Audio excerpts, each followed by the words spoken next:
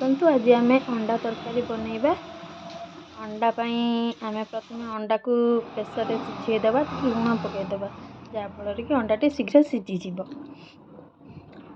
देखु मुझे अंडार चोपा भल भाव छड़े देती से आम टे कट लगेदेवा जहाँफल कि अंडाटा जो आम भाजवा से फाटबनी। अंडार फाटिले तेल छिटका पड़े हाथ कटा हो आम टे अंडाटा काटिदेवा। काटिदेले तेल छिटकाटा पड़बनी बाहर की।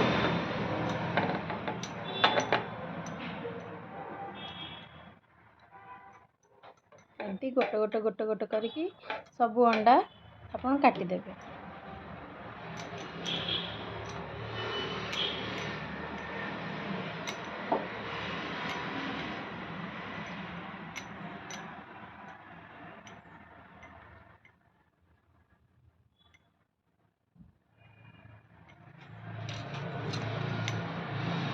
आम कड़ाई रे तेल गरम करवा गोटे गोटे करके सब अंडा को आम एमती भाजीदेवा।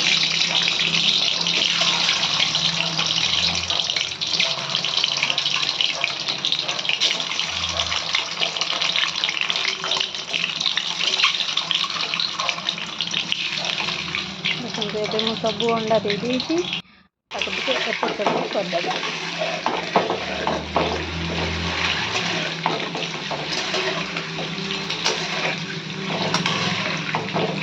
एपट सेपट कर भाजला लुण हल्दी गुंड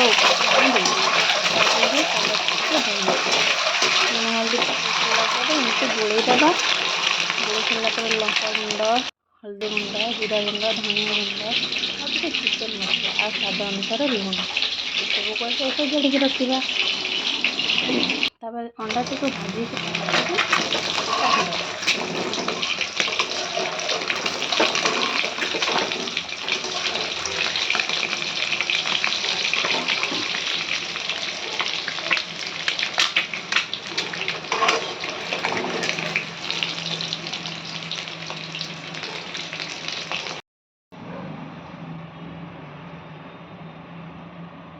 देखु मुझे अंडा काढ़ी देती कढ़ई तेल गरम कर तेजपत्र और हल्का जीरा जीरा पकेबा से पियाज टमाटो एगुड़िक पकई किसी समय भाजी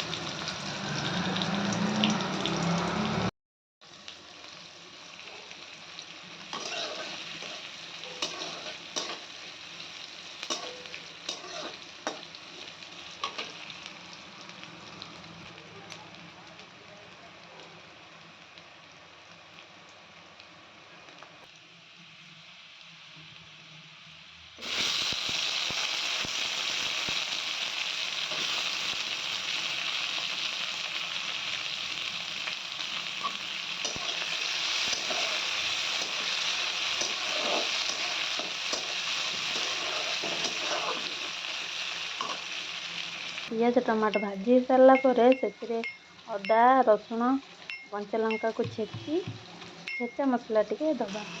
छेचा मसला दबा द्वारा टेस्ट भी भल आसे आ भल भी लगे।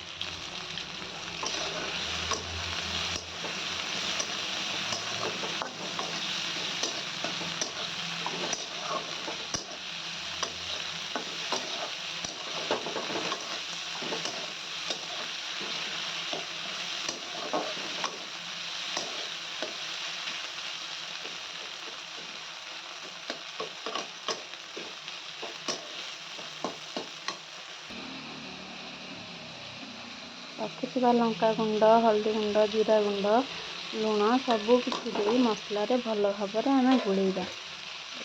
मसलार गंध बाहर पर्यंत आम मसला टी गोलैबा।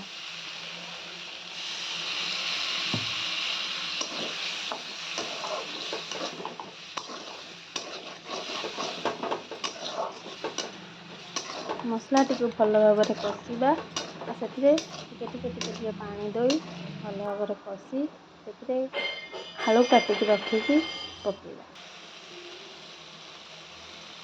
ସେଥିରେ ଅଳ୍ପ ଟିକେ ଚିକେନ୍ ମସଲା ଦେବା। ଚିକେନ୍ ମସଲା ଦେଲେ ବାସ୍ନାଟା ଭଲ ହୁଏ। ସେଥିପାଇଁ ମୁଁ ଆଜି ଚିକେନ୍ ମସଲାଟି ୟୁଜ୍ କରିଛି। ଆପଣ ଚାହିଁଲେ ଚିକେନ୍ ମସଲା ୟୁଜ୍ କରିପାରିବେ, ନହେଲେ ତାକୁ ସ୍କିପ୍ ବି କରିପାରିବେ।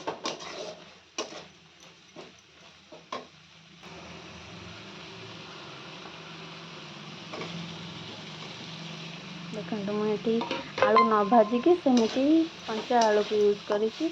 ଆପଣ ଚାହିଁଲେ ଆଳୁ ଭାଜିକି ମଧ୍ୟ ୟୁଜ୍ କରିପାରିବେ। ଯେହେତୁ ମୋ ପାଖରେ ଅଳ୍ପ ଆଳୁ ଥିଲା ତ ସେଥିପାଇଁ ମୁଁ କଞ୍ଚା ଆଳୁ ପକାଇ ଦେଇଛି।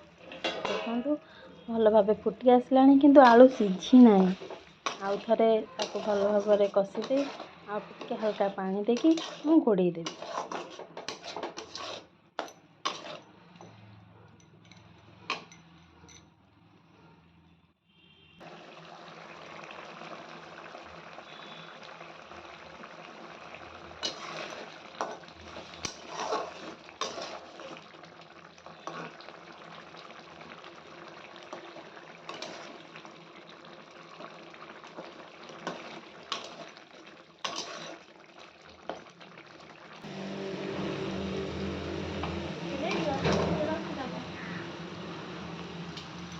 ଦେଖନ୍ତୁ ଆମର ଆଳୁ ଭଲ ଭାବରେ ସିଝିଗଲାଣି।